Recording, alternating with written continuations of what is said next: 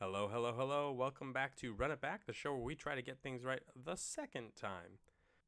In today's draft, we're going to be reviewing a draft I did in the traditional queue, so best of three queue here. We did end up going 3-0. Really happy about that. Had a lot of fun drafting, had a lot of fun playing. So let's dive on in. As we open up the first pack, we see a couple of cards we're really excited about. Cold Case Cracker is something I've been higher and higher on. Even Out Cold, I've been happy to get. So there's definitely potential for a good card and a wheel here. Case in the Gateway Express has been particularly good in constructed formats, and I think is perfectly reasonable here in limited formats as well. But tough to turn down. Blood Spotter Analysis definitely gives you the removal spell. Also ends up giving you some recursion later on in the game. So happy to see this one. Happy to pick it up. Happy to play it.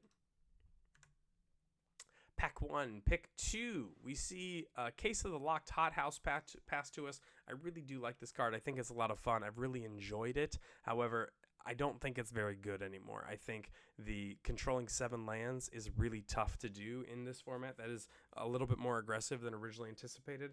And even though the payoff is very good and it pairs very well with things like Doppelgang and other such large mana things, I just don't think it's something we want to follow up our Blood Splatter Analysis with. We do see a hard-hitting questions, which is great. We also see an unscrupulous agent or a murder, which is good. But we decided to go with a dog walker. This, in theory, can be a mono red card, and so happy to play it in our red-black deck, our red-white deck, or even mono white deck of some kind. Card's great, magic's great, deck's looking good so far.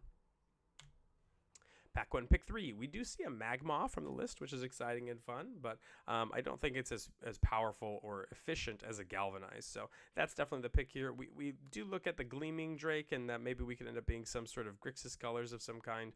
We also see the case of the Pilfered Proof if we really want to go down that route. But Galvanize is a reasonable card in pretty much any red deck. I'm really happy to have it. So let's go and pick the safe card here.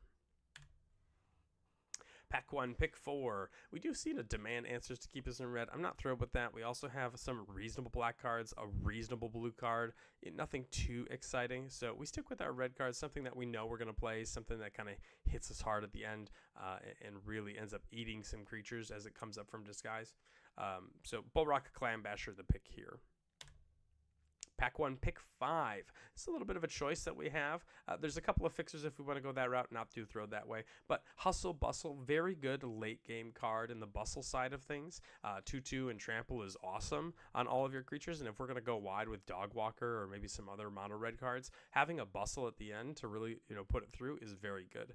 But we decided to forego the Bustle this time around just to make sure we get those early drops. An Innocent Bystander, great early card because as it ends up trading up with maybe a 3/2 or gets pump spells, you end up getting a little bit of a card advantage back with it once it investigates. Pack 1, pick 6. Bad rare, meh, meh, meh, meh, meh, meh. Lots of meh cards here. Not too thrilled to be playing any of them. So we pick up the Gadget Technician, which is something really that we're fine with. Not too overly thrilled, but fine with playing. So we pick up this Gadget Technician and move on our way. Pack 1, pick 7. We do look at a Felonious Rage. Griffnot Tracker is not anything to get us there. And Knife is maybe something if we're in that mono red strategy. But having Cornered Crook here is something that I think is a big card towards the end. It can end up flipping up, maybe this Thopter token or something else. If we were to pick up a Knife later, we can fling that at someone's face and end up getting in for lethal potentially. Pack 1, pick 8. Happy to pick up a Person of Interest here. It's a great card, good value card. It requires 3 blockers the following turn, so definitely able to sort of push some damage. Happy to see Person of Interest, Pack 1, pick 8. Pack 1, pick 9 on the wheel. We do still see this Out Cold in the pack, which is definitely good, but sticking with our red cards, Gearbane Orangutan is definitely fine. Also ends up putting us in this Sacrifice an Artifact sort of theme and an artifact to maybe have with this Gadget Technician, so definitely something reasonable. Also a little bit of protection against the likes of Cryptic Coat, which is running amongst many, many different decks.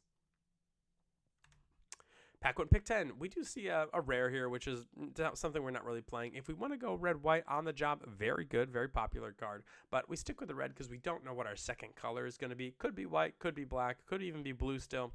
Let's just pick the Vengeful Tracker, a good 2/2 for 2.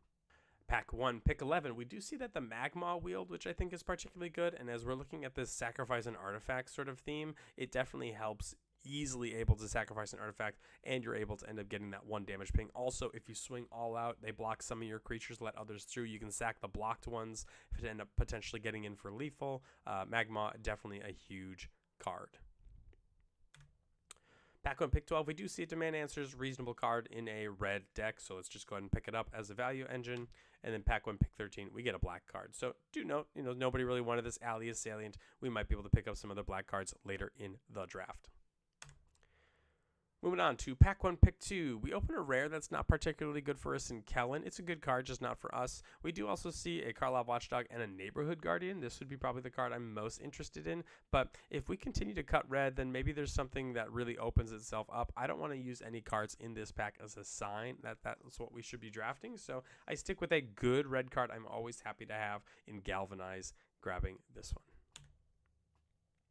Pack 2, pick 2. We look at the push-pull as something we might be able to pull out, but as of right now, the best cards that we can pick up are like Bullrock Clan Basher and Cornered Crook, and we're not even sure if we're playing either of these cards. So although push-pull is a fantastic card, we might not be able to cast the front end, and the back end isn't as powerful or potent as we were hoping it might be, so we stick with something we always know is going to be good in Dogwalker. Very good card, always worth 5 power.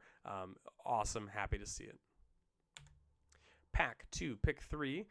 We do kind of also see a makeshift binding, so this deck very well could have been a red-white deck, but we've sort of sworn off a lot of that at the moment, taking this person of interest and sort of just going down this mono-red, maybe red-black path, looking for whatever is going to be the super open pack. Makeshift binding still being in the pack doesn't tell me that white's open, but it certainly is something to speculate on.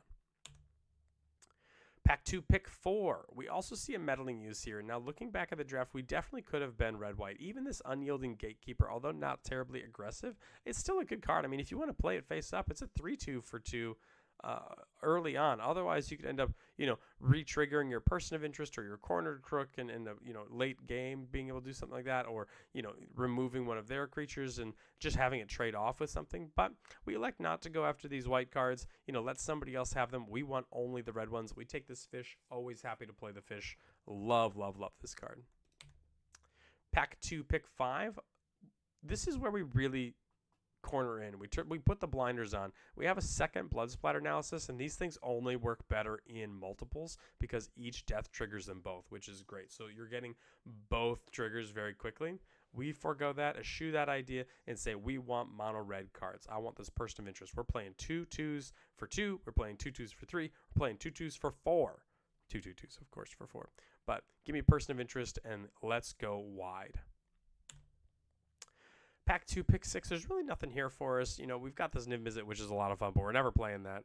In hindsight, we probably should have taken this Rift Burst Hellion if we're on the mono red plan, but Museum Nightwatch kind of suggests that maybe we're in some sort of red-white territory. We just kind of saw some red-white cards get past, so maybe that's what we want to be picking in pack 2 or 3.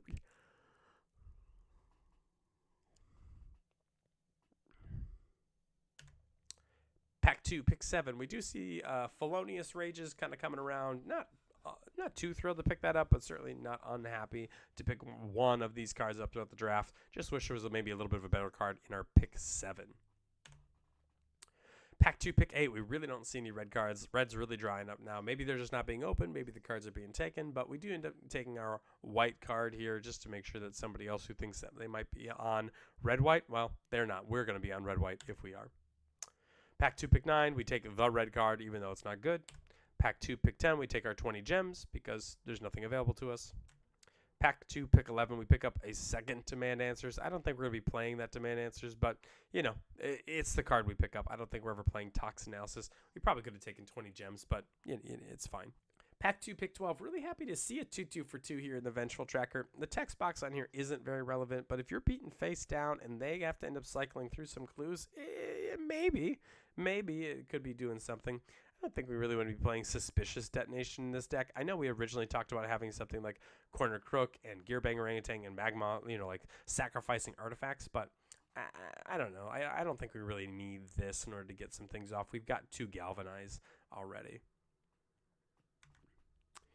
Pack 2, pick 13. There's a Rockfart Mortipede still here, and we'll move on from there.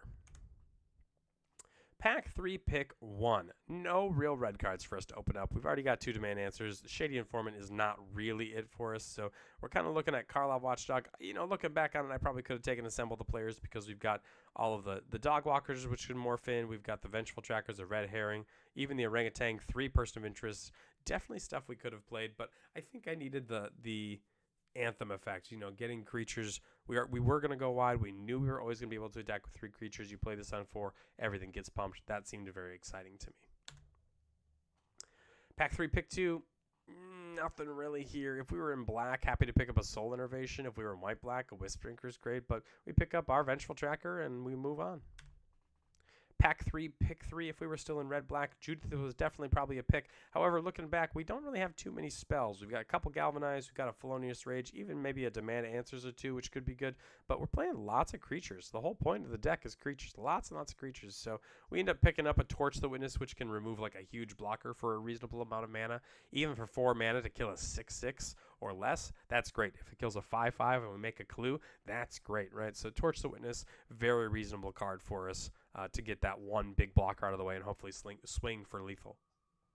Pack 3, pick 4. Happy to see a Person of Interest around. Happy to see a Bullrock Clanbasher around, but even happier to see this Reckless Detective. It's going to help us fix whether it's our mana or making sure we get our lands. This gets rid of different clue tokens or artifacts or Thopter tokens or whatever we end up getting for card advantage. I love this card. Card's great. Attacking as a 2/3 is awesome. We don't really care that it doesn't block well because we don't plan on blocking.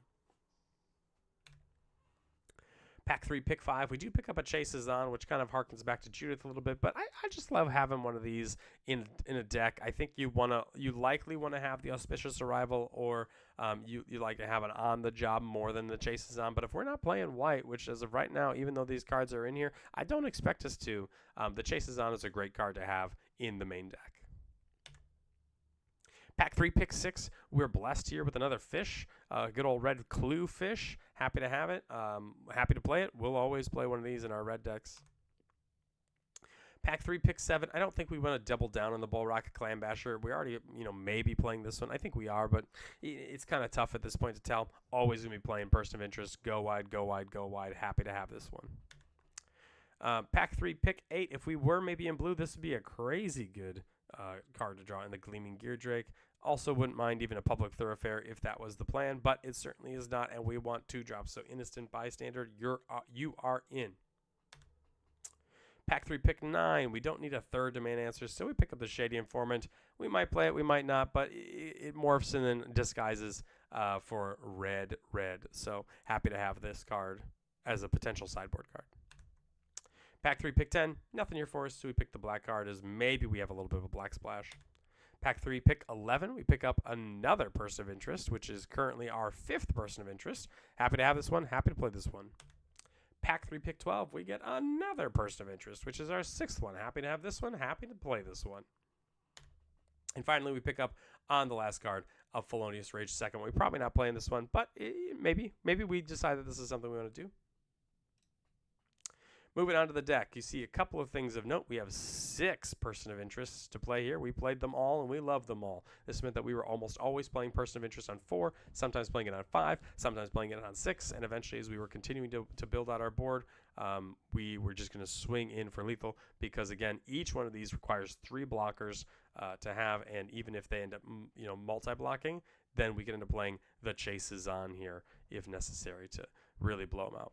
We also have got a couple Galvanize, Demand Answers. We've got 3 Vengeful Trackers, 2 Red Herrings, 2 Innocent Bystanders, 2 Dog Walkers. Just lots of consistency throughout the whole deck. The other thing to note is that we've only got 15 lands in the deck because we don't really have to do any color fixing. We don't have to worry about making sure we have enough red sources and enough white sources, enough blue sources. No, we just need to care about having lands. So you're able to kind of really cut down on some of these because we don't have to worry about making sure we have the right kind of lands. We just need mountains. So 15 sources was great. If you want to have your deck featured on Run It Back, make sure to send over an email to runitbackmtg@gmail.com. Otherwise, you can drop your 17 lands link in the comments or send it to me on Discord. Happy to review, happy to see what other people are doing, having a blast with the format. I hope you are too. I hope you enjoyed, and I hope you enjoy the rest of your day. Take care, y'all.